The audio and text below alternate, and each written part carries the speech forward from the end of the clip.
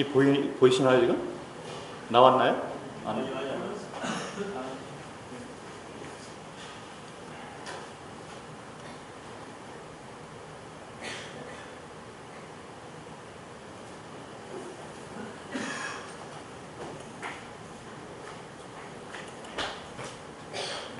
나왔습니다. 네.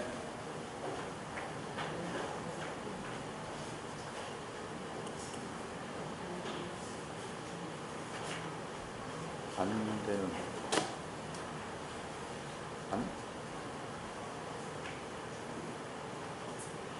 아, 옆에 이게 화면대로 나오고 있는 거예요 지금? 이 슬라이드 쇼가 안 되네. 사실 그대로 나오고 있습니다. 슬라이드 쇼가 안 되죠.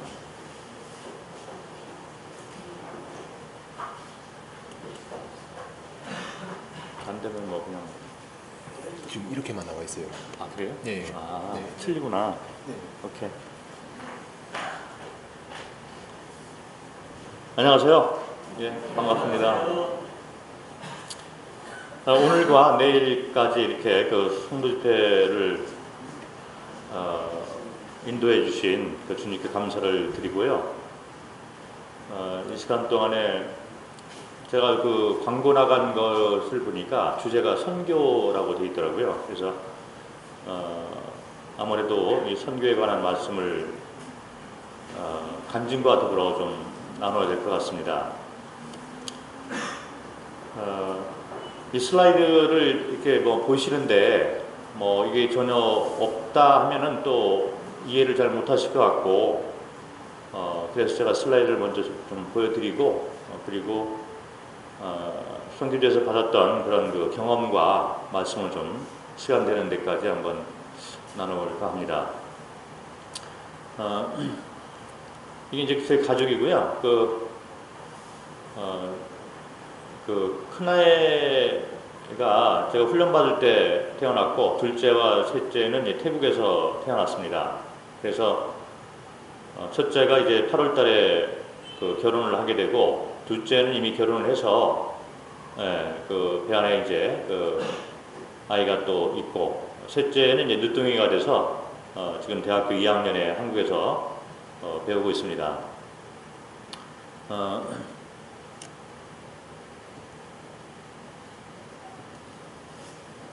네, 저는 이제 1982년도 5월 달에 구원받았고요. 제 아내는 88년도 2월 달에 저는 이제 지금 서울 북부지만 옛날에 동대문교회에서 주님을 영접했고 제 아내는 서대문교회에서 주님을 영접했습니다. 그리고 구원받고 난 후에 한 6년 정도 있다가 그 선교에 대한 부름을 부르심이 성경에 있는 걸 보면서 제가 이제 대학을 졸업을 하고 항공사에서 근무를 했습니다. 그러다가 사람 사는 것이 뭐 잘 살아봐야 거기가 거기겠다라는 생각을 하게 되었고 가장 가치 있는 삶이라는 게 과연 무엇인가라는 것을 생각을 해보면서 앞날을 계획할 때 역시 복음을 위해 사는 것이 가장 가치 있겠다. 그래서 선교를 마음에 품고 이제 항공사라는 그 회사에 다녔기 때문에 당시 해외 여행이 안 됐을 텐데 제가 마음대로 여행을 좀 다닐 수가 있었습니다. 그래서 유럽이나 이런 데를 다니면서 나름대로 선교단체를 좀 알아봤습니다. 왜 그러냐면 그 당시에는 이제 모임에서 선교에 대한 것이 전혀 가르침이 별로 없었고 또 선배들이 없었기 때문에 제가 처음으로 나간 그 선교사이기 때문에 이제 해외 단체를 통해서 좀 배우려고 하다가 NTM이라는 선교단체를 주님이 연결해 주셔서 그곳에 가서 훈련을 받게 되었습니다. NTM이라는 것은 새 부족 선교라고 이렇게 말을 할 수 있는데 한국에 지금 들어와 있죠. 뭐 대표가 있지만 제가 있을 때는 제가 처음이거든요. 한국 사람으로 이제 제가 처음 훈련을 받았는데 이들은 이제 그 부족 사역, 전 세계적으로 그 장글이나 아니면 산속에 사는 그 부족들만을 대상으로 선교하는 선교단체예요. 그래서 세계에서 가장 돈이 많은 그런 선교단체이죠. 비행기라든지 배, 무전기 이런 장비들이 많이 있어야 되기 때문에 가장 부자인 선교단체였고, 역사가 100년이 넘는 선교단체고 세계적으로 가장 많은 선교사들을 가지고 있었던 그런 선교단체죠. 그래서 이들의 선교하는 목적은 온전히 새로운 부족만 찾아내서 그 부족 선교를 하는 거예요. 그래서 복음이 들어간 곳에는 들어가지 않고 전혀 복음을 듣지 못하는 사람만 몇 명이 있을지라도 장그 속을 파고 들어가지고 가서 이제 복음을 전파하는 그런 단체이죠. 주님이 특별한 이런 기회를 주셔서 제가 한 3년 정도 훈련을 받게 되었습니다. 호주에 가서 훈련을 받다가 다시 돌아와서 이제 결혼을 하고 부부가 다시 같이 호주에 가서 훈련을 마쳤습니다.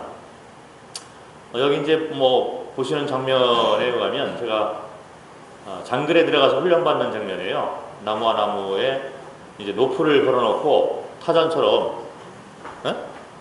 장면으로 넘어가야 되는데. 안 보여? 예. 잠깐만요. 이게 슬라이드 쇼가 안 되네요.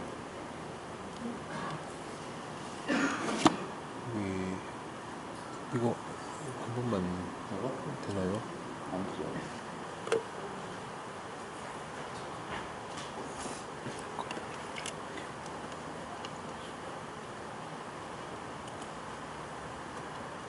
이게 혹시 그 버전 자체가 좀 잘못돼서.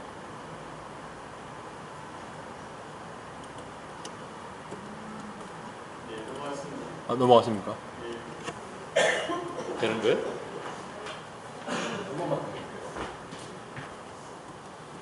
넘어갑니까 혹시? 잠깐만요. 안 되는. 지금 넘어갔습니까?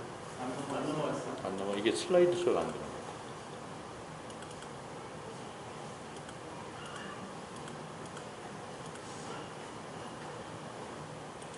애니메이션을 하면 돼요. 이게 참.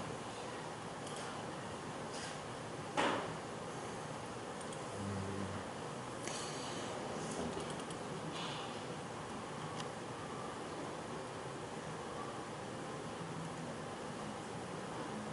혹시 잠깐만요.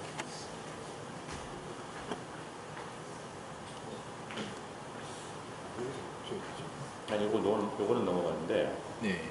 이제 이게 슬라이드가 되는 게 있어서 이게 하나하나 네. 장면이 나와야 되는데 네. 요것만 그림이 보이는 거예요. 그러니까 이게 지금 되네. 이거는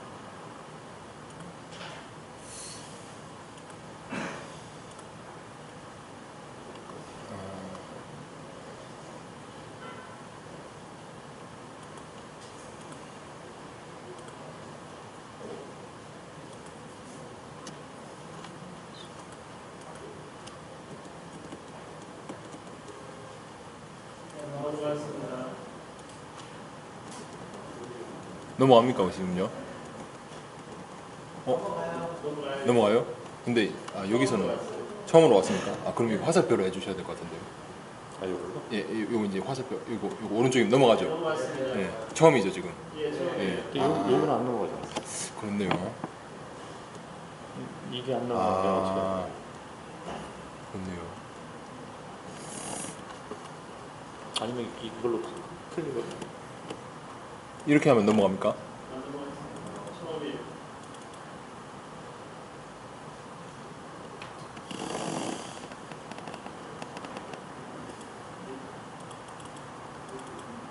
안 넘어가고요.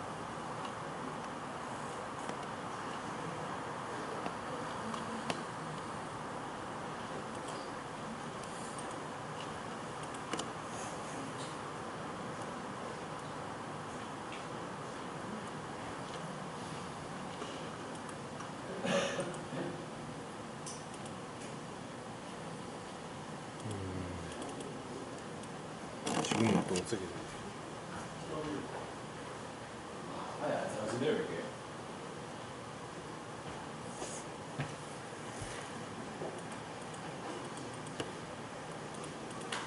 잠깐 껐다 켜도 되겠습니까? 예.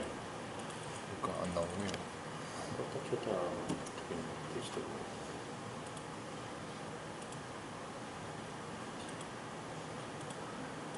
꺼졌죠?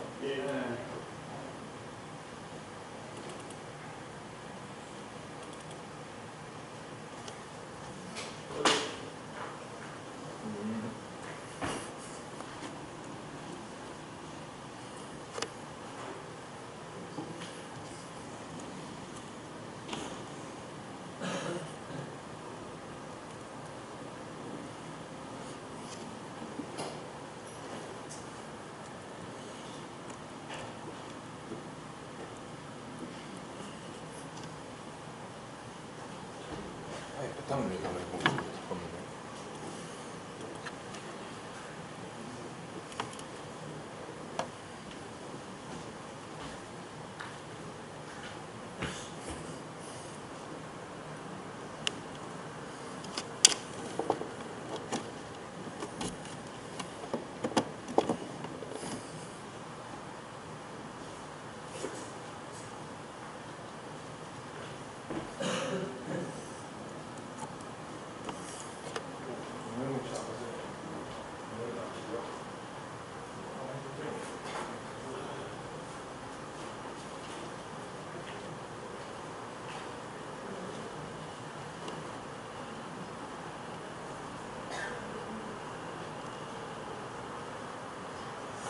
이거를 완전히 다 푼 다음에 다시 시켜야 되는 거 아니에요? 어떤 데는 그렇게 화면 조정할 때 잘못된 것 같은데요. 아니 막 또 나왔죠. 네. 또 나왔죠. 두 개를 바꿔 킨거 아니에요? 여기서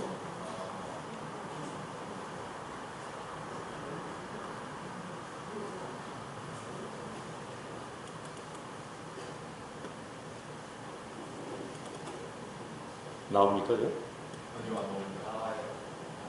나와요? 안 나옵니다.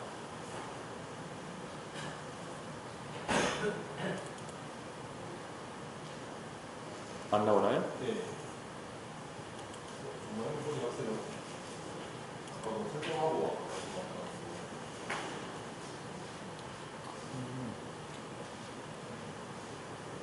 아, 요거를 그럼 한번 볼까요?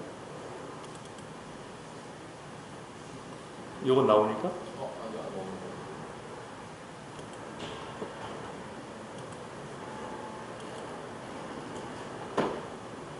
나옵니다. 안 나와요? 네, 전체 화면으로 나오고요. 응? 지금 전체 화면으로 그냥 맨 처음에 가족 사진 이렇게 나와 있습니다. 이게 희한하네. 계속 그 따블이 되는데?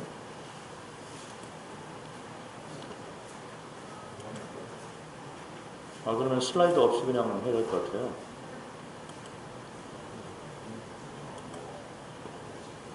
이게 좀 안 들어주죠. 원래는 여기서 펑션 이거 누르면은 전환이 돼야 되는데 전환이 안 되더라고 이게. 이게 딱 누르면은 이게 꺼지면서 전환이 돼야 되거든. 하신 파일이요. 요걸 여기 이 파일인가요? 이거 해서 5분을 하면은 지금 전체 화면이 나오거든. 근데 안 넘어가. 화살표 누르면 되는데. 근데 현재는 잘 안 보이거든. 화살표 누르면 되지만 여기서 안 보이고.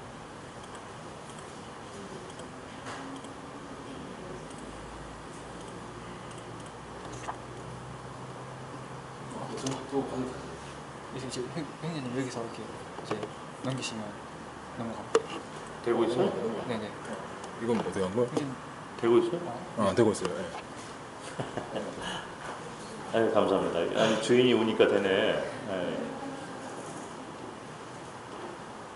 그러면 예, 어디서 시작을 해야 되는지. 예, 여기 주인 영접했고, 예, 요거를 해야 되는데 안 나오는 것 같은데, 그죠? 예. 아, 이게 안 나오는. 왜 안 나올까? 이게 그러면 요거? 아, 지금 나와요? 예, 넘어갔습니다. 아, 요게 그러면 한다면 이걸로 해야 되나 보다. 나오죠? 아.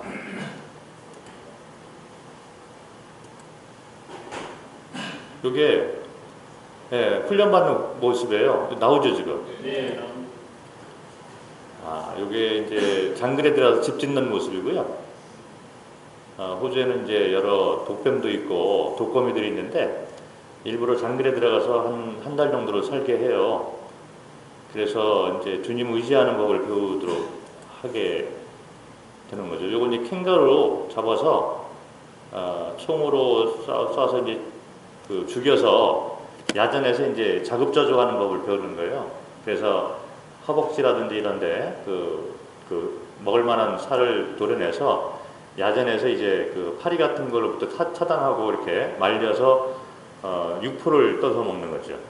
그런 법을 장거리에서 이제 생존하는 법을 가르치고 어디까지 훈련을 받았냐면 장거리에 들어가서 트랙터를 가지고 활주로를 만드는 것까지 배웠어요. 생존하는 법이죠. 뭐 지금 제가 기억하는 건 거의 없는데 어쨌든 그때는 이제 그런 훈련을 전문적으로 다 받았습니다. 그래서 저 나름으로는 하여튼 참 좋은 그런 훈련을 받았고 그 훈련의 목적이 자아를 자꾸 깨트리고 주님을 의지함으로 이 사역을 감당할 수 있는 거기에 이제 초점이 맞춰져 있습니다.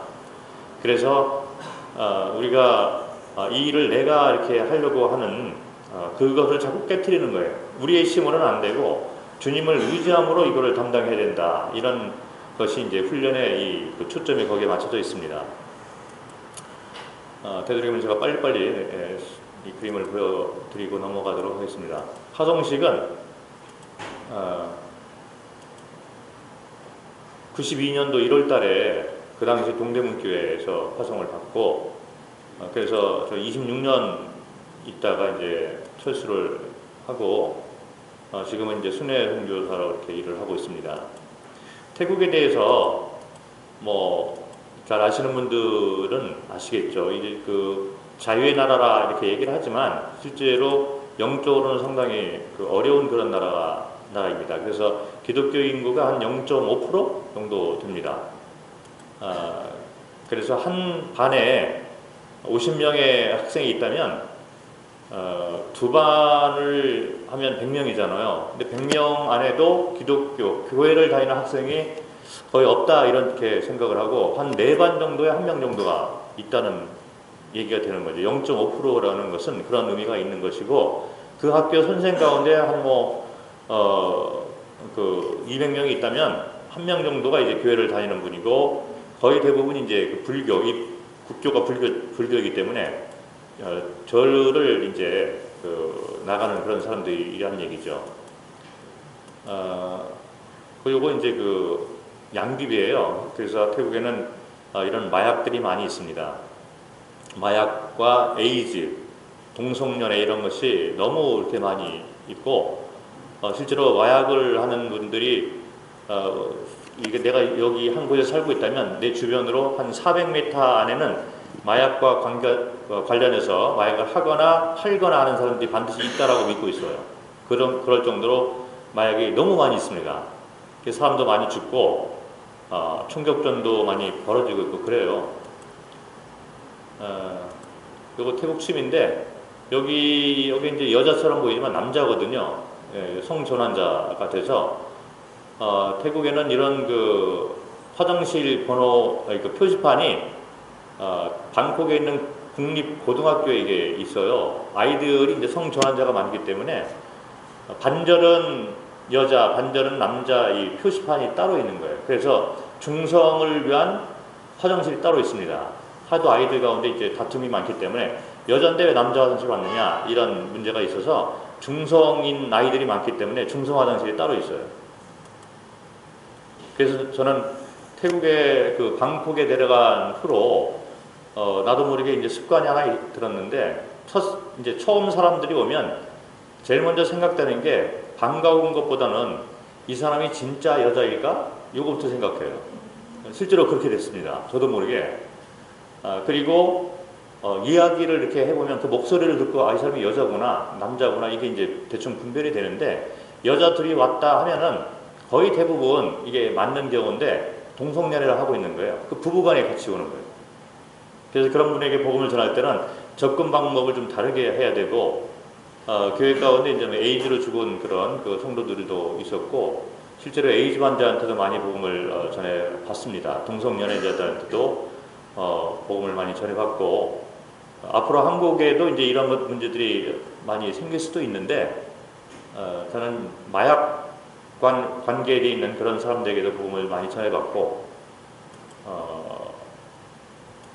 교도소 사역을 이렇게 하게 됐어요. 한 형제가 이제 마약과 관계된 그 사업으로 이렇게 연관돼서 일을 하다가 잡혔습니다. 그래서 그 형제가 이제 우리나라로 말하면 뭐 KBS 같은 그런 그 공영방송 그 뉴스에 이렇게 잡혀가지고 나와 있는 그런 그 뉴스가 떴고, 태국에서 유명한 사건이 됐는데, 형제가 잡혀가지고 직접 마약을 한 것은 아닌데 마약과 관계된 일을 좀 했어요. 이 돈을 세척하는 방법이었는데, 마약단들이 이제 미얀마 쪽에서 이제 그 행정 손이 안 닿기 때문에 거기 가서 마약을 심고 재배를 해가지고 마약을 만듭니다. 그런 다음에 태국과 미얀마의 그 국경선을 넘겨주는 팀이 있고, 그때 위험하니까 잡히면 이제 총 맞아 죽는 거죠. 그래서 국경선을 넘겨주는 팀이 있고, 그 마약을 방콕 대도시까지 운반하는 운반책이 있어요. 이 운반책들은 되게 이제 군인들이 하거나 경찰들이 하는 거예요. 그래서 군인들이 이 몰고 가는 차에다가 이 문자, 밑바닥 이런 걸 다 뜯어내고 마약을 숨겨서 이제 가는 거죠. 그래서 대도시에 가서 마약을 팔면 그거를 돈을 세척하는 방법으로 새로운 차를 삽니다. 그래가지고 그 차를 이제 미얀마 국경선까지 갖다 주는 팀이 또 있고, 그리고 이제 국경선을 넘어서 그 차를 미얀마 쪽에 가지고 가서 거기서 파는 거예요. 그래서 그 돈으로 만드는 거거든요. 이 돈을 세척하는 방법이 있습니다. 그런데 이 형제는 새로운 차를 방콕에서 사가지고 운전해주는 그 일을 했던 거죠.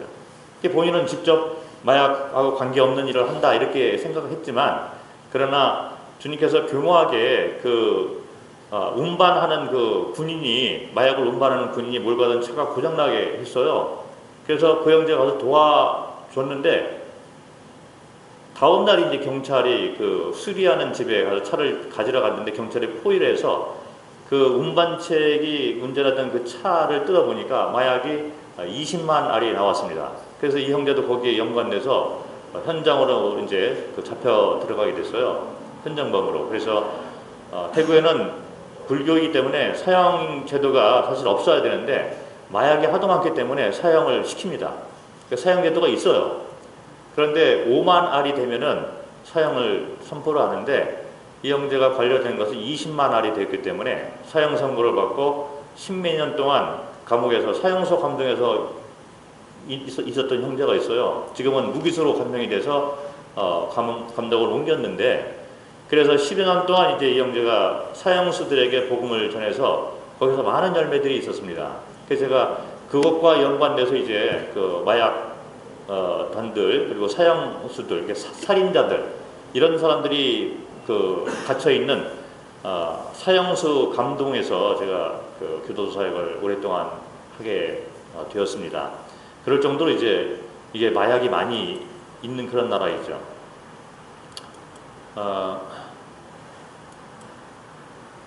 태국에 이제 그 축제를 보여주는 것이고요. 물축제가 있어 세계적으로 유명한 축제고, 불교 축제, 죄를 없애는 그 불교 축제, 이런 것들이 있습니다.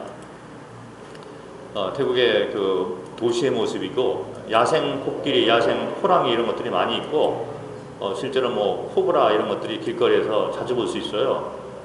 차를 타고 가다 보면 큰 구렁이들이 이제 이런 짐승들을 먹어가지고 움직이지 못하는 장면을 가끔 보게 됩니다.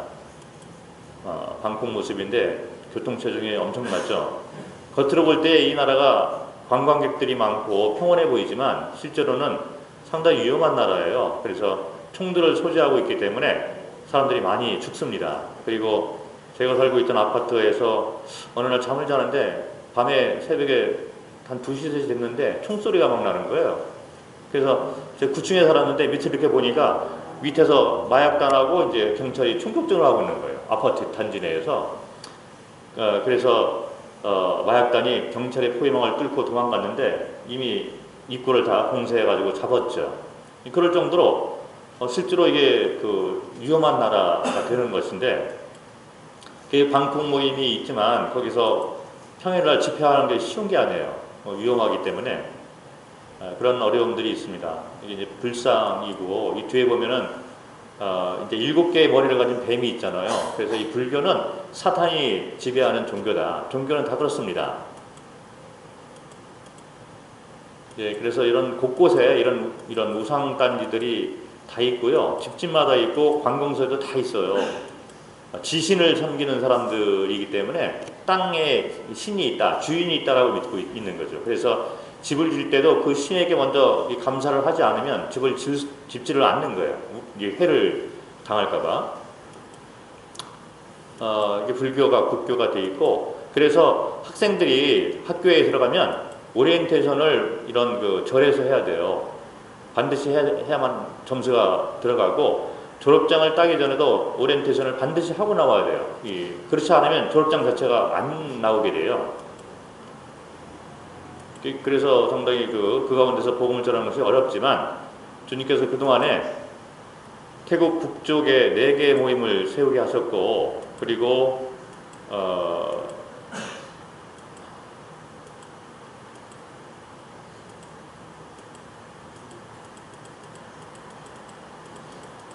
방콕 수도에 제가 한 10년 넘게 있으면서 교회를 또 개척을 해서 지금 현재 남아있는 모임이 5개 모임이 현지인들 중심으로 세워져 있습니다. 그리고 독립이 다 돼 있고요. 건물들이 다 있고 부지들이 다 있고 자체적으로 이렇게 행정 이런 것들이 다 이루어지고 있습니다. 보이는 것이 이제 5개 모임인데, 저희 부부를 통해서 이제 그 복음이 전파되고 세워진 모임이 5개, 태국만 5개 모임인데, 실제로 그 가운데 이제 모임을 떠나서 다른 교파로 간 이런 분들이 목사가 된 분도 많고, 또 스스로 모이고 있는 그런 그 성도들도 있고, 그래서 얼뜻 이렇게 쉬어봐도 한 10개 모임이 훨씬 넘는 것 같아요.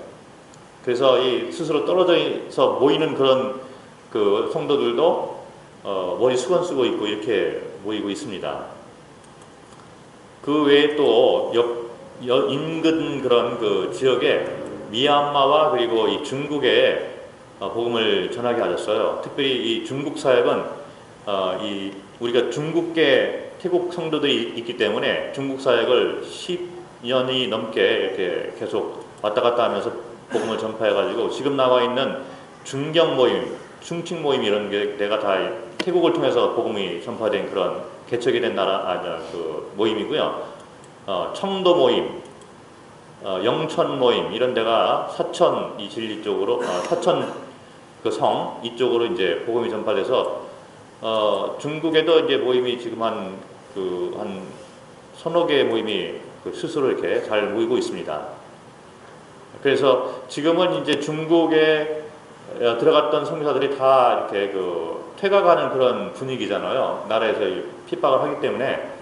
그래서 외국 사람들뿐만 아니라 현지인들도 모이기가 힘든 그런 상황인데, 요즘에 이제 저희가 중국 사역을 어떻게 하고 있냐면, 중국계 이 태국 성도가 이 중국말을 자기 말처럼 잘 하고 있기 때문에 창마이에서 태국에서 이제 위챗이라는 SMS를 통해 가지고 주일날 아침에 이제 다 연결을 하는 거예요. 그래서 이 SMS를 통해 가지고 실제 화면을 보면서 집회를 인도하고 있습니다.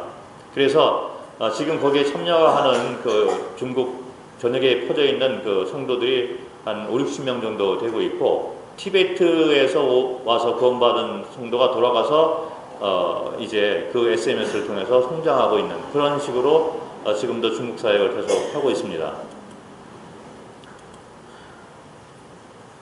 처음 생겼던 그런 모임이고요. 치앙마이 모임이 처음으로 생겨서 여기서부터 이제 저희 처음에 갔을 때는 저희 부부가 있고 언어를 배운 후에 길거리에서 이제 처음 사람을 만나서 복음을 전파하고, 그 사람이 구원받고 그 가족을 또 전도하기 시작해서 또 구원받고 그래서 하나하나 이렇게 더해져서 책마의 몸이 시작이 되고 캠프가 있고 또 인근 도시에 또 복음을 전파하고 그렇게 해서 교회들이 하나하나 이렇게 더 생겨나게 된 것이죠.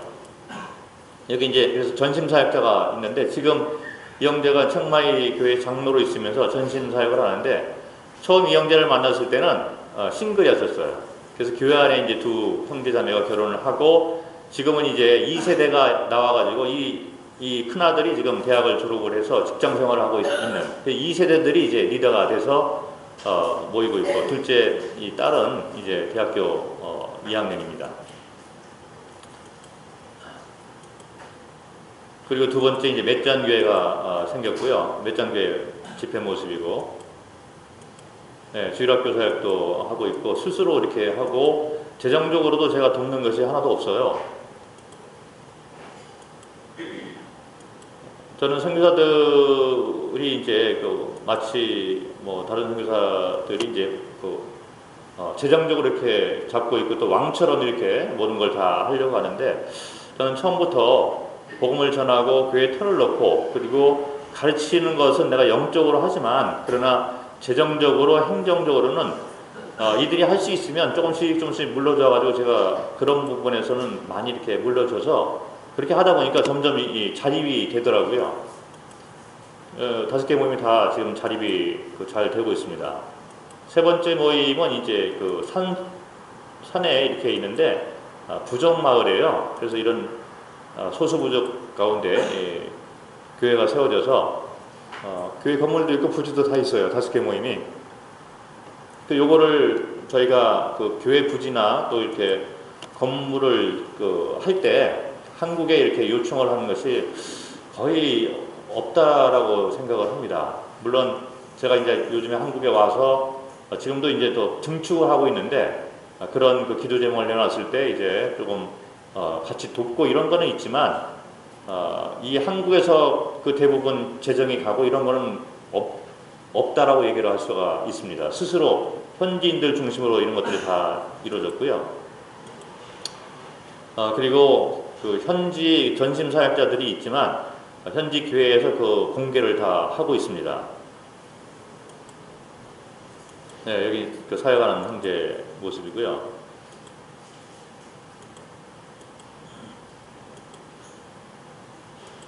네, 그리고 제가 이 북쪽에 처음에 제가 있을 때 제가 북쪽에서 14년 동안 있었는데 교회가 세워지고 이제 현지인들에게 넘겨주고 저희 부부만 하고 막내 아들만 데리고 태국의 수도인 방콕에 내려가서 또 새로운 교회를 개척을 했어요.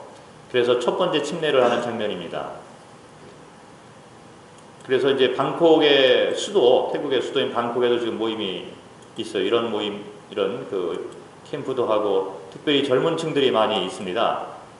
직업들도 괜찮고요. 이 건물도 저희가 스스로 구입을 해서 모이고 있어요. 네, 여기에 어린이 사역도 하고 있고, 네, 여기 이제 방콕 모임의 예배당 모습이고요. 뭐 여기 한 20여 명의 현지 성도들이 있는데, 그 가운데 대학 교수도 있고, 항공사 스튜어스도 있고, 또 사장님들도 몇 명 되고, 젊은 성도들인데, 제법 태국 깊숙이 들어가서 좋은 직업들을 가지고 주님을 섬기고 있습니다. 네, 이런 모습이죠. 그래서 방콕에는 조금 이렇게 언어도 이제 영어를 하는 그런 일꾼이 좀 필요하고, 그래서 저희가 방콕에 마지막으로 있다가 26년 동안 있다가 이제 한국으로 철수를 하고 요 형제에게 이제 넘겨주고 이 형제가 지금 전임 사역을 하고 있습니다. 그래서 교회에서 이제 공개가 스스로 되고 있어요. 그리고 난 다음에 이제 마지막 모임이 또 하나 생겨졌는데 그게 북쪽에 이 높은 산에 사는 이분들도 부족민인데 거기에 또 모임이 세워졌어요. 그래서 침례식 하는 장면이고요. 높은 산입니다. 그래서 꼭대기에는 커피 농장을 하고 있어요. 성도들이 커피 농장을 하는 분들이 많아서 재정적으로 그렇게 어렵지 않고 그리고 이 좋은 커피를 만들어서 한 형제가 커피 사업을 잘하고 있는데 그 형제가 만든 커피가 태국에 1등을 한 적이 있어요. 태국 그 커피 중에. 이 형제는 이제 그 복음을 계속 이렇게 대적했던 그런 분이었는데, 그래서 이 자매가 먼저 구원받고 침례를 받으려고 하는데 이 남편이 계속 대적하고 반대했던 거예요. 그리고 교회를 하도 반대하고 그 싫어하고 이제 그랬는데 어느 날 성도 집에 불이 난 거예요. 그 아무리 생각해도 이분이 불을 지른 것 같은데 잡을 수가 없었는데 정황을 우리가 확실한 증거를 못 잡았지만 다들 이 친구가 분명히 불을 질렀을 것이다 생각을 했는데 몇 년 후에 이분이 구원을 받았어요. 그래가지고 자기가 어느 날 막 마음이 괴로웠는데 일도 잘 안 되고 세상에 이제 어려움을 당하다 보니까 이제 내가 이 교회를 대적해서 그러나 보다 하고 이제 교회를 좀 기웃기웃 거리는데 제가 복음을 그렇게 전했습니다. 그런데 잘 안 받고 잘 이해를 못 하더라고요. 그래서 다음에 또 하자. 그리고 이제 또 어느 정도 세월이 지났는데 그 세월 동안에 자기가 하나님을 믿고 싶은데 이게 믿어지지는 않고 옛날로 돌아가려고 하니까 이건 아닌 것 같고 그래서 그 중간에서 왔다 갔다 하는데 자꾸 귀신이 보이는 거예요. 성경에 나오잖아요. 이게 청소를 잘해서 귀신을 쫓아냈는데 이게 비어 있으니까 이제 군대가 들어오잖아요. 그런 것처럼 실제로 귀신이 자꾸 보이기도 하고 너무 괴로워했던 거예요. 그래서 내가 그런 소식을 듣고 이제 다른 걸 다 젖혀놓고 가서 복음을 전하는데 구원 받게 된 거예요. 그러고 난 다음에 침례식을 하는데 제가 다른 성도들한테 그랬습니다. 침례식을 할 때 그런 걸 물어보잖아요. 하나님이 창조된 걸 믿느냐, 뭐 예수님이 내 죄 씻은 거, 그다음에 다시 올 거 이런 거 다 묻느냐 이렇게 이제 질문하고 침례를 주는데 이 형제는 옛날에 네가 불을 질렀지? 그거 한번 물어보고 침례 줘라 내가 그랬어요. 하도 말썽을 많이 부리고 대적을 했던 사람이기 때문에. 근데 그렇게 우리끼리 하는 얘기지 그렇게 해서 침례를 줄 수는 없잖아요. 어쨌든 이런 분도 다 이제 구원받고 들어와서 지금 모임 생활 잘 하고 있습니다. 커피 농장이고요. 저희가 캠프를 해요. 그래서 1년에 4월 달에 한번 청년 캠프하고 10월 달에 전체 캠프하고 그 다음에 새해가 되면 정월에 모임의 날을 해서 적어도 전체가 5개 모임 성도들이 모이는 것이 1년에 3번 있어요. 거기에다가 이제 그 주일학교 캠프가 또 생겨서 주일학교 아이들 캠프도 운영하고 있고 그런데 이 산 꼭대기에 그 모임이 세워졌었는데 장소가 점점 좁아지다 보니까 성도들이 많아지고 이 한 형제가 자기 커피 농장을 이제 다 베어버리고 그 땅을 헌금을 했어요. 그래서 거기다가 이게 건축을 하는 장면인데 저희는 5개 모임의 부지를 다 사고 건축을 다 했지만 한 번도 지금 또 건축을 또 다른 교회가 또 하고 있는데 한 번도 외부에서 사람을 사수한 적이 한 번도 없어요. 다 이게 성도들이 기술자들이 있고 그래서 성도들이 기술자가 되고 나머지 성도들은 5개 모임에서 다 올라와가지고 같이 이렇게 짓고 그렇게 하고 있습니다. 그래서 이 장면도 다 성도들이 짓고 있는 거예요. 시간 내서 맞춰가지고 다 모여가지고 하는 거죠. 하는 도중에 또 캠프도 좀 했고 이게 이제 지은 모습인데 안을 보면 이렇게 되어 있습니다.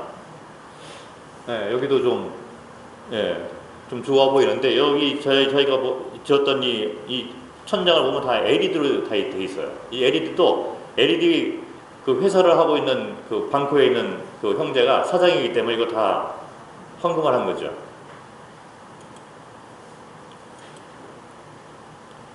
요거는 그 아까 말한 그 사형수 형제가 그려서 보낸 그림이에요. 이 형제가 감옥에 들어가서 사형수가 됐는데 사형수가 되면은요. 제가 처음에 그 형제를 찾아갔는데 저쪽에서 나오는데 철끄덕철끄덕한 소리가 나는 거예요. 그게 무슨 소리인가 이렇게 봤더니 사형수들은 발 양목에 양의 다리에다가 쇠사슬을 딱 이렇게 씌워져 있어요. 그렇게 걷는 거예요. 그렇게 생활을 하는 것입니다. 그 10년 이상을 이 형제가 그렇게 쇠사슬, 성경에 나와 있는 사슬에 묶인 사진 나오잖아요. 그런데 이 생활을 하고 있는 거예요. 그 사형수들은 그렇게 쇠사슬을 딱 차고서 살아가는데 이 형제 간증이 너무 많이 있습니다. 이 형제가 하는 얘기가 이렇게 쇠사슬을 차고 사는데, 그런데 이 돈이 많은 사람들은 쇠사슬도 가짜로 차고 있다는 거예요. 플라스틱으로. 돈 주고 사는 거예요. 뭐 그런 것 비리도 많고, 그런데 이게 그 사형수들을 대상으로 한 프로젝트, 왕 프로젝트가 나온 적이 있어요. 그래서 사형수들 가운데 사람을 몇 명을 뽑아가지고 화가, 그림을 그릴 수 있는 교육을 시키는 거예요.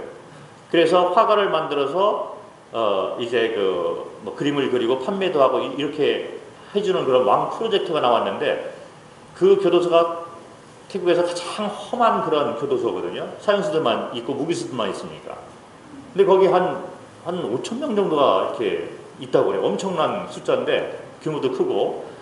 그런데 죄수들을 다 모아놓고 도화지들을 다 나눠주고 그림 하나씩 그려와봐라 그랬대요. 그 심사위원들은 이제 장군들, 뭐 10명 정도가 딱 앉아있는데, 그런데 그림을 하나씩 그림을 그렸는데 뭐 금방 이렇게 추려냈죠. 뭐 그림 솜씨가 없는 사람들은. 근데 이 형제가 처음에 그림 그린 것이 요나가 물고기 뱃속에 들어가 있는 그림을 그린 거예요. 그렇게 심사위원이 이렇게 보다가 던지려고 하다가 보니까 물고기 뱃속에 사람이 들어가 있잖아요. 그리고 이상하다 그래가지고 불렀어요. 그래서 이게 무슨 그림이냐 물어보니까 이것은 나의 간증입니다 얘기를 했어요. 내가 원래 하나님을 섬겼던 사람인데 하나님을 이렇게 배반해서 성도로서의 삶을, 합당한 삶을 살지 못해서 지금 나는 감옥에 갇혀있는 사람이 되었습니다. 이것은 마치 성경에 나와 있는 요나라는 사람이 있는데 하나님을 대적해서 도망가다가 물고기 뱃속에 갇혀져 있는 그 이야기하고 똑같습니다. 그러면서 간증과 더불어 복음을 막 전한 거예요. 그러니까 이분들이 잘 모르지만 뭔가 이 뜻이 있잖아요. 그러니까 박수를 딱 치고 1차 통과가 됐습니다. 그러고 난 다음에 1차 통과된 사람들이 다시 또 그림을 그리는데, 또 그림을 딱 그렸는데 이제는 그 갈릴리 곳에서 풍랑을 만난 제자들이 배 안에서 막 두려워 떨면서 자고 있는 예수님을 막 깨우는 그런 그림을 그린 거예요. 그러니까 또 이렇게 보니까 이상한 그림이 있으니까 또 불렀어요. 그래서 이게 무슨 그림이냐 하니까, 내가 감옥 생활을 하는데 매일 나는 풍랑을 만난 것처럼 나는 두려움 가운데 살고 있습니다. 제가 이 교도소 사역, 사형수 사역을 하면서 불러가지고 이제 얘기를 하고 대화를 나누잖아요. 이 살인자들이 많이 있어요. 사람을 쉽게 죽이는 사람들이 거기 다 있는 거예요. 그리고 아무도 면회 오는 사람이 없는 거예요.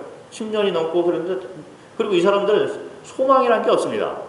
사형수가 보통 사람하고 틀린 게 면회가 왔습니다 하잖아요. 그러면 뜨끔하는 거예요. 내가 죽는구나. 오늘 내가 죽을 수 있겠다라는 생각을 갖는 거예요. 왜 그러냐면 면회를 나가는데 이쪽으로 가면 면회장이고 이쪽으로 가면 사형장이거든요. 그런데 면회 왔습니다 하고 불러내고 그냥 사형시키는 거예요. 그러니까 항상 두려움 가운데 살고 있는 거죠. 거기다가 주변에 있는 동료들이 다 언제 나를 해칠지 모르고 이런 두려움 가운데 자기의 간증이 바로 풍랑을 만난 그 배에서 두려워 떨어가지고 오직 의지할 수 있는 분은 주님밖에 없다고 해서 계속 붙들고 흔들고 있는 장면을 그린 거예요. 그 간증과 더불어 복음을 또 전하니까 이 시험관들이 또 감동을 받아 박수를 딱 치고서 2차 통과 됐어요. 그리고 마지막 그 시험인데 몇 명이 이제 안 남았죠. 그런데 어떤 이런 물체를 하나 두고 이 물체를 만들기 위해서는 밑그림이 있어야 되는데 밑그림을 한번 그려와라 이렇게 한 거예요. 그건 좀 고도의 기술이 필요한데 이 형제가 옛날 마약과 더불어 이렇게 사업을 직장을 바꾸기 전에 간에 수공업을 했었거든요. 그래서 액세서리 이런 걸 만드는 그런 일들을 했었는데 그 액세서리를 만들기 위해서 밑그림을 먼저 그리는 것은 했던 거예요. 그러니까 물건을 보고 이거는 밑그림이 이렇게 나와야 되겠구나 해서 손쉽게 그렸던 거예요. 그 1차, 2차, 3차가 통과돼가지고 5,000명 가운데 20명을 뽑는데 거기 들어갔습니다. 그래서 훈련을 받고 많은 어려운 가운데 있었지만 그걸 다 견뎌내고 이 형제가 화가가 됐어요. 그래서 그렇게 해서 교도소, 각 지역마다 교도소들이 있는데 거기서 이런 프로젝트를 가지고 통과한 사람들이 모여가지고 또 경쟁을 하는 대회가 있었는데 이 형제가 대상을 받았습니다. 그래서 사실 이 형제의 그림이 태국의 인터넷에서 이렇게 뜨고 이제 그렇게 그런 적이 있죠. 근데 그때 뽑히고 난 다음에 처음으로 화가 수업을 하면서 처음으로 보낸 그림이에요. 이 그림이 예수님의 십자가 그림이 있는 것이죠. 지금 그 형제가 그 사형수에 있으면서 자기가 하나의 그 기도 제목이 있다. 근데 뭐냐면 사형수는 이제 감동을 이렇게 교도소를 바꿀 수가 없어요. 사형수들만 있는 거기에 있어야 돼요. 그런데 무기수가 되면은 어느 정도 있다가 다른 교도소로 가겠습니다 신청을 하면 좀 삶이 좋으면 교도소를 바꿔주는 거예요. 그래서 이 형제의 소망은 뭐냐면 태국에 있는 전국의 교도소를 바꿔가면서 다 교회를 세워놓고 죽는 것이 자기 소원이라는 거예요. 그게 사형수였는데 그 안에서 복음을 계속 전해가지고 그 안에서 만찬을 하고 있어요. 주일마다 만찬을 합니다. 그리고 그 형제의 그 열매들이 많이 있습니다. 그래서 이 사형수의 감동에서 계속 복음을 전하다가 계속 기도를 했는데 17년인가 15년인가를 이렇게 그 사형수로 있다가 얼마 전에 감동을 이렇게 감면이 됐어요. 그래서 무기수로 됐습니다. 주님께서 기도를 들으셨다고 보는데 그래서 다른 교도소로 갔어요. 이 형제가 갔는데 그 교도소에 있는 소수의 크리스찬들이 모이고 있는데 어느새 이 형제의 소문을 듣고 우리 목사가 되십시오 해서 지금 거기도 목사가 돼 있어요. 감동에 이 소문이 딱 퍼져가지고 교도소 안에 저쪽에서 목사였던 분이 온다. 그래가지고 자리를 딱 마련해놓고 모셔서 목사님이 되어 있습니다. 그래서 이 교도소 안에는 이 죄인들이 많잖아요. 죄수들이. 그런데 대부분 이제 불교 믿는 사람이기 때문에 불교인으로서 죄를 지면은 그 안에 스님이 있어요. 그 앞에 가서 이제 잘못했습니다. 무릎 꿇고 회개하고 다시 풀어주고 이런 게 있어요. 그런데 크리스찬들은 별로 많지 않기 때문에 목사가 없어요. 그 안에. 그래서 크리스찬이라고 하는 사람 죄수가 죄를 짓잖아요. 그러면 이 형제한테 데리고 와요. 그래서 그 앞에서 회개를 하고 이제 이 형제가 풀어주면 이제 가서 다시 생활하고 이런 게 지금 돼 있습니다. 계속 이제 복음이 전파되고 이거를 방콕 모임에서 계속 정기적으로 재정적으로 지원하고 교도소 사역을 계속 하고 있어요. 요거는 이제 어린이 사역이고요. 책마이에 제가 부지를 이렇게 구입을 하게 되었는데, 책마이에서 이제 처음에 시작할 때는 저희 부부가 이렇게 있으면서 이제 집에서 이렇게 시작됐고, 그리고 한 성도가 이제 자기 집을 이렇게 열어가지고 이제 거기다가 건물을 져서 교회가 그거를 이제 세를 들어서 있는 형식으로 있었습니다. 그랬는데 세월이 좀 지나다 보니까 그 형제가 주인으로 있기 때문에 그 형제하고 조금 마찰이 있는 성도들이 다 불편해하는 거예요. 그래서 이제 교회를 딴 데로 옮겨야 되겠다, 장소를 옮겨야 되겠다 이런 마음을 가지고 있었는데 어느 날 한 할머님이 한 80대 되는 할머님이 들어온 거예요, 교회에. 그러면서 다짜고짜 하시는 말씀이 이 교회를 우리 아들이 지은 그 빌딩이 있는데 그 빌딩으로 옮겨 주십시오 이렇게 얘기하는 거예요. 그래서 할머님이 이게 무슨 말씀이냐 그러니까 설명을 쭉 하는데 자기 아들이 지방교회 있잖아요. 지방교회 이 할머니가 지방교회예요. 태국의 남쪽에 지방교회가 있습니다.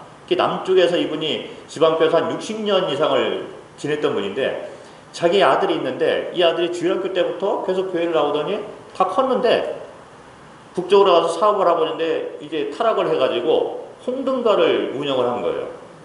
그 여자를 파는 그 일을 하는 거죠. 그러면서 그 사업이 잘 돼가지고 인터넷에도 막 뜨고 막 그렇게 된 거예요. 그러면서 이 사업을 하기 위해서 2층 건물, 그 빨간 벽돌 건물로 2층을 딱 이렇게 져가지고 위층에는 한 몽을 파는 여자들이 한 60명, 70명이 생활하고 있고 관광버스가 오면 이 여자들이 딱 밑으로 내려가서 조명을 받고서 이제 앉아 있는 거예요. 그러면 관광객이 이제 와가지고 이 여자 저 여자 해서 데리고 나가서 재미를 보고 다시 돌려주는 그런 사업을 하다가 이제 이게 그런 사업 정도를 하려면 태국에서 아주 거물급 이게 어둠의 리더예요. 근데 그런 사업을 이 아들이 했던 거예요. 그러다가 이 사업을 이제 접었는데 다 다른 사람에게 넘겨주고 사업을 안 했는데 그 건물이 있잖아요. 그 건물이 그냥 방치되어 있었던 거예요. 태국에서 그런 건물은 귀신집으로 여겨집니다. 실제로 몸을 파는 여자가 거기서 살다가 목을 매서 죽은 여자가 있던 거예요. 근데 그런 소문이 쫙 나니까 그 집에는 아무도 안 가려고 하는 거죠. 그래서 사업을 안 하고 그 집이 비어 있는데 한 3년 동안을 이게 귀신집으로 그냥 거기 그냥 방치되어 있더라고요. 그 우리도 그 건물에 대해서 좀 보긴 했는데 어쨌든 이 할머니가 자기 아들이 사업을 다 정리를 했는데 이 아들이 죄를 많이 졌기 때문에 어떻게 죄를 씻을까 생각하는데 그 건물이 비어 있잖아요. 그러니까 이 건물이 교회가 됐으면 좋겠다 생각하고 이분이 올라오신 거예요. 그래서 쓸만한 교회를 쭉 이제 데려다가 이쪽으로 공짜로 써라 해서 이제 이거를 옮기라고 이제 쭉 교회를 다녀봤는데 이 지방 교회가 일반 교회에 대해서는 교회라고 잘 여기지 않잖아요. 그런데 이 교회를 쭉 다녀봤는데 이 교회가 아니라는 거예요. 그러다가 우리 교회를 딱 들었는데 아, 이거는 교회다. 이렇게 돼가지고 저를 보고서 계속 그쪽으로 옮기라고 강요를 했습니다. 그게 제가 안 믿었어요. 그러다 하도 그러길래 한번 만나러 봅시다. 그래서 그 아들을 만나러 갔는데 아, 이분이 보통 분이 아니에요. 몸이 검장하면서 사람을 많이 죽여본 그런 어둠의 리더잖아요. 그러니 내가 딱 보니까 이게 위축이 딱 되더라고요. 근데 위축이고 뭐고 간에 이 사람이 얘기하는 말은 내가 듣지 않겠다, 안 믿겠다 이런 생각이 딱 드는 거예요. 그런데 이분이 하는 얘기가 아, 저기 와서 그냥 쓰십시오 그러는 거예요. 그게 안 믿어지잖아요. 그렇게 얘기하지 말고 계약을 하나 합시다. 그럼 내가 믿겠습니다. 아, 그럼 좋다. 계약을 합시다. 그래서 화끈하게 그냥 20년. 20년 내가 못 믿겠고. 그럼 10년. 10년도 못 믿겠고. 그거 얼마나 했으면 좋겠습니까? 나한테 물어보고 내가 5년만 합시다. 그랬는데 나중에 보니까 그게 올무가 됐더라고요.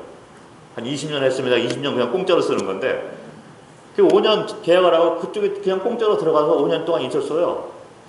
그랬는데 그 소문이 청마에 전체가 돌기 시작합니다. 홍당가였던 장소가 귀신집이었던 장소가 한 60명, 70명 되는 성도가 모여서 매주마다 예배를 드리고 만찬을 뛰는 교회로 바뀐 거예요. 이 북쪽에서는 놀라운 간증이 된 거죠. 그것도 공짜로. 그래서 5년 동안을 잘 썼는데 5년 되고 나니까 이 주인이 얼굴을 보니까 딱 굳어져 있어요. 5년 되면 이 사람들 쫓아내고 내가 다른 사업 하겠다. 얼굴만 봐도 딱 써 있더라고요. 그래서 이제 건물을 이제 그 새로운 부지를 얻으러 돌아다녔는데 이 돈이 없었고 그 뭐 한국에 제가 그 연락을 해도 전혀 이게 연락이 안 오는 거예요. 이 은사가 없는 사람은 아무리 돈을 모으려고 해도 안 되더라고요.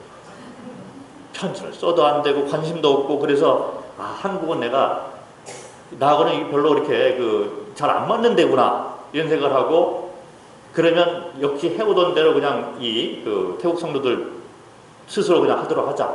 그리고 계속 이제 모아둔 돈을 건축원금을 계속 했으니까 그걸 가지고 이제 부지를 이제 쭉 알아봤는데 이 돈 가지고는 사지를 못하죠. 땅 사지도 못하고 하지도 못해요. 그런데 제가 마음 가운데 기도 제목이 있었는데 돈이 얼마 안 되지만 그러나 첫 번째 모임이기 때문에 청마가 이렇게 있으면 이 주변으로 이렇게 고속도로 이 도로가 쭉 나 있어요. 그 안에 있으면 진짜 도시예요. 옛날부터 도시. 그 겉에 있으면 이제 이게 좀 확장된 그런 청마 이렇게 되는 거예요.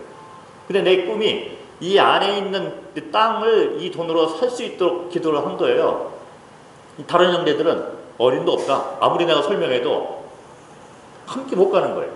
그러니 이 형제들은 그 돈에 맞춰가지고 외부에 있는 땅 이런 걸 돌아보는데 뭐 귀신집이 있는 땅, 그 다음에 삼각형, 그 다음에 위로는 고압선이 이렇게 흐르는 땅 이런 것만 보는 거예요.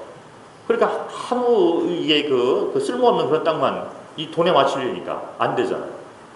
그 한참을 내가 다니다가 그러지 말고 우리 경매에 나오는 땅을 한번 찾아보자. 그래서 그 다음부터는 매주 토요일마다 제가 경매에 들어가서 이거 들고 있었어요.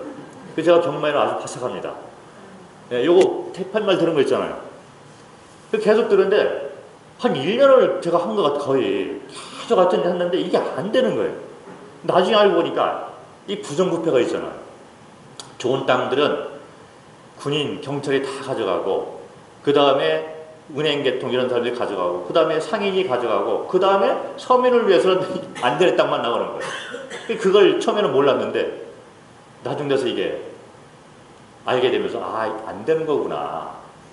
그렇게 알기 시작해서 실망을 했는데 어느 날 제가 이제 일이 있어 그 은행에 딱 들어가서 일을 보고 나오다가 언뜻 그동안 그 경매책에서 이렇게 봤던 땅이 하나 생각이 나더라고요. 근데 그 땅을 찾으러 갔는데 땅이 없는 거예요. 주소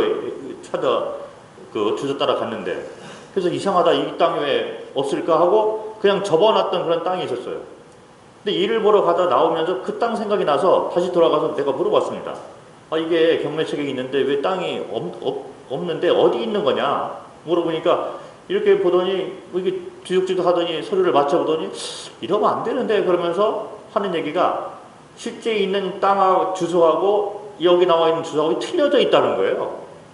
그러면 이게 불법이잖아요. 이게 안 되는 건데 이 이유 때문에 이 땅 가격이 40%로 떨어져 있더라고요. 그런데 이 땅을 딱 보는 그 서류를 진짜 서류를 가지고 딱 보여주는데 이 땅이 이 고속도 안에 있는 황금 땅이 딱 돼 있는 거예요. 우리가 알고 있는 땅인데 그 주변에 학교가 5군데가 있습니다. 그리고 알맹이 진짜 알짜배기 땅이에요. 그래가 이게 주님이 예비해 놓으신 땅이구나. 그래서 금방 돈을 예치금이 있어야 되거든요. 예치금을 찾아가지고 그때 금요일 날이었었는데 예치금을 금방 찾아서 그 다음 날인 토요일에 경매하거든요. 들어가서 경매 또 예치금을 놓고 이게 또 들고 한 거예요. 드는데 이 땅 딱 나오는데 아무도 없어요. 40% 주소가 틀리니까 관심도 없는 거예요. 그러나 들려가다가 옆에 있는 형제들한테 이제 이거 좀 들어라 하니까 형제들이 믿음이 없어요. 그냥 이렇게 들고 있는 거예요. 그랬는데 하나, 둘, 셋 하면 딱 되는 거거든요. 근데 하나, 둘 했는데 사람이 없어요. 셋 해서 땅 쓰니까 우리 거가 된 거예요. 그래서 아주 헐갑에 저희가 그 땅을 구입을 했습니다. 그래가지고 있는 돈 없는 돈 다 모아가지고 그거를 이제 완전히 이름을 바꿔놓고 명예 이전을 하고 그 다음에 이제 거기다 건물을 지어야 되잖아요. 5년이 거의 다 됐어요. 제가 1년여 년 전부터 그걸 계속 알아봤는데 이제 시간이 돼서 나가야 될 때가 됐는데 건물을 지을 수가 없잖아요. 땅만 있지. 돈이 다 떨어졌습니다. 그래서 이제는 성도들을 아무리 지어짜도 돈은 안 나올 것 같고 이걸 어떻게 해야 되냐. 그래서 여기는 천만에게라도 쳐놓고 있어야 되는가 했는데 첫 번째 헌금이 뒤에서 날아오더라고요. 나는 그래도 한국에서 설마 좀 돕지 않겠느냐 그랬는데 끝까지 안 돕더라고요. 나는 한국을 바라보고 앞을 쳐다보고 있는데 뒤에서 돈이 날아왔는데 중국에서 돈이 날아왔어요. 지금으로부터 한 20년 전 얘기가 되는데 저희가 복음을 가서 전했던 그래서 교회가 시작됐던 그 중경 모임에서 지금 중칭이죠. 중칭. 그 모임에서 우리에게 복음을 전해준 태국이 그 모 교회가 우리 어머니 교회가 건축을 하는데 우리가 가만히 있으면 되겠느냐. 그 당시에 한 10여 명 되는 성도들이었어요. 중국 성도들. 아주 짠 사람들이거든요. 근데 이분들이 복음이 들어가니까 있는 돈을 다 내서 모아가지고 저에게 헌금을 했는데 그게 그 당시 돈으로 150만 원이었어요. 거의 20년 된 얘기인데 상당한 금액입니다. 그래서 그 돈을 바꿔서 너무 감사한 거예요. 그래서 그 돈을 가지고 이제 털을 닦고 이제 밑바닥부터 시작해서 돈이 생길 때마다 차근차근 올라가서 그거를 가져가지고 지금 청마이 교회가 그렇게 생겨난 거예요. 그런데 그 청마이 그 교회가 이제 태국의 처음 시작된 교회거든요. 그 주변에 5개의 학교가 있고 지금은 진짜 알짜배기 그 황금 땅에 돼 있습니다. 지금도 거기서 장소를 통해서 이 중국에 계속 주일마다 복음과 메시지가 전파되고 있고 그리고 태국의 전진 기지가 되어 있습니다. 요거는 이제 그 전체 캠프 하는 모습이고요. 네, 그래서 이번 10월 달에도 저희가 그 전체 캠프를 해요. 그래서 제가 또 들어가게 됩니다. 그렇게 해서 저희가 26년 동안 있다가 철수를 이제 했는데 제 마음 가운데 나는 이제 털을 놨지만 그러나 이제 이 성도들이 자라나야 되잖아요. 저희가 개인적인 그런 그 사정, 제 아내가 또 건강도 안 좋고 그래서 또 아이들 자녀 문제도 있고 그래서 철수 일단 안식년으로 왔다가 철수를 이제 결정해서 이렇게 그 한국에 머물게 됐는데 그래도 우리를 대신해서 누가 좀 도울 사람이 있으면 좋겠다라고 기도 제목을 1년을 내놨습니다. 서울 북부에서 1년을 내놨는데 전혀 관심이 없더라고요. 뭐 물어보는 사람도 없고 계속 기도 제목을 내놨는데 이게 그 1년이 지나서 내가 1년만 이제 이거를 내놓게 됐는데 1년이 돼서 이제 기도 제목을 이제 내려놓고 이제 현지 스스로 하도록 주님이 인도하시나 보다라는 생각이 들어서 기도 제목을 내려놓으려고 하는 그런 주일에 한 형제님이 태국을 좀 같이 갔으면 좋겠습니다. 연락이 왔어요. 그게 작년 10월 달입니다. 그래서 캠프가 있으니까 같이 한번 갑시다. 그래서 갔는데 그 형제님이 지금 파송된 문영권 형제님이에요. 그래서 태국의 캠프를 참석하고 쭉 돌아보더니 이 문영권 형제님의 가르침이 있잖아요. 그리스도와의 연합이라든지 이 성화를 가르치는 그런 분인데 이 한국과 그 다음에 이 다른 선교지를 쭉 다니면서 이거를 가르치는데 이게 조금 뭔가 이게 잘 안 맞았던 그 받는 사람이 조금 이렇게 쉽게 이해도 못하고 그런 거를 느꼈나 봐요. 그래서 태국에 와서 이렇게 가르치는데 스펀지처럼 이렇게 탁탁탁 들어간다는 거예요. 그 감정을 일어난 현상을 보고 문영권 형님이 감동을 받으면서 금방 그 자리에서 마음에 결정을 했습니다. 내가 이곳에 와서 선교를 이어가겠습니다. 저는 너무 감사하더라고요.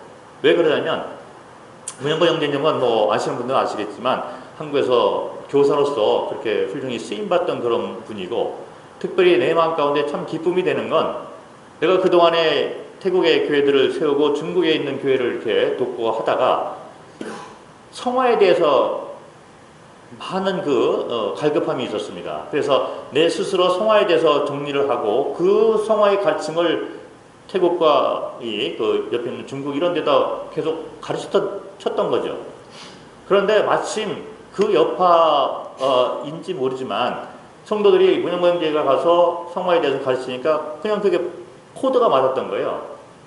그러니까 쉽게 이렇게 이해도 하고 받아들이고 하니까 문영권 형제도 좋고 또 저도 좋고 성도들도 좋고 영적 방향과 코드가 같다 보니까 같은 방향으로 가게 돼서 저는 마음 가운데 상당히 기쁨이 있습니다. 그리고 나보다 더 좋은 그런 성경 교사를 주께서 보내주셔서 제가 터를 놓은 입장이지만 그러나 그 터 위에 물을 뿌리고 자라도록 할 수 있는 은사 있는 형제가 같다는 것에 대해서 저는 주님 앞에 너무 감사하고 그 형제의 사역을 계속 이렇게 돕고자 하는 마음이 있고 우리 둘의 이 사역이 아니라 이것은 동역자들이 일을 하지만 그러나 열매를 맺고 또 자라게 하시는 분은 주님이시기 때문에 주님이 일하실 수 있도록 우리는 죽는 입장, 자아가 깨어지고 부서지는 입장으로 주님이 일하시는 일을 그 자리를 내어주는 것이 우리가 할 일이다 이렇게 생각을 하고 있습니다. 제가 슬라이드는 뭐 여기까지 이렇게 보여드리고요. 시간이 이제 거의 다 갔는데 잠깐 한 말씀만 이렇게 보고 오늘은 말씀을 마쳐야 될 것 같습니다. 제가 처음에 이렇게 복음을 전하면서 처음에는 복음 전하는 것이 어렵다라고 이렇게 생각을 한 적이 있어요. 그런데 복음을 듣고 구원받은 성도가 이렇게 생기니까 이제 교회의 터를 이렇게 놔야 되는 입장이잖아요. 그래서 교회를 터를 놓는데 이게 쉽지가 않더라고요. 왜 그러냐면 이들은 지금 한국 같으면 이제 이게 조금 다 옆에 있는 교회도 가서 보고 이게 그림이 보이잖아요. 그런데 태국은 아무런 그런 그림이 안 보이는 그런 바탕이 전혀 없는 그런 선교지잖아요. 내가 처음에 가서 복음을 전해가지고 그 다음에 침례를 주고 또 그를 통해서 하나하나 이렇게 교회를 터를 놓는 그런 작업을 하기 때문에 아무것도 보여지는 것이 없고 바탕이 없는 데서 이제 털을 놓는 낭은 그게 쉽지가 않더라고요. 그런데 감사한 것은 그 작업을 해 나가면서 내가 한국의 교회의 털을 놓은 선교사들의 입장을 생각할 수가 있게 되고, 왜 이런 털을 놓고 이렇게 했을 때는 이런 바가 나오고 그거는 조금 성경적이 아닐 수도 있겠다라는 거, 이게 보여지는 거예요. 지금은 태국 모임은 조금 틀리게 보일지 모르지만 주님께서 저에게 감동을 주신 대로 제가 이렇게 교회 털을 놓고 거기에 맞춰서 이렇게 모이고 있습니다. 시간이 뭐 이렇게 이게 몇 시까지 해야 되는 거예요? 시간 다 됐죠? 그러면 제가 여기까지 하고 오늘 마쳐야 될 것 같습니다. 그리고 못다한 것은 다음에 하도록 하겠습니다. 네, 내일 또 뭐 좀 시간이 있으니까 얘기를 하는데 제 간증은 여기까지 드려야 될 것 같습니다. 네, 감사합니다.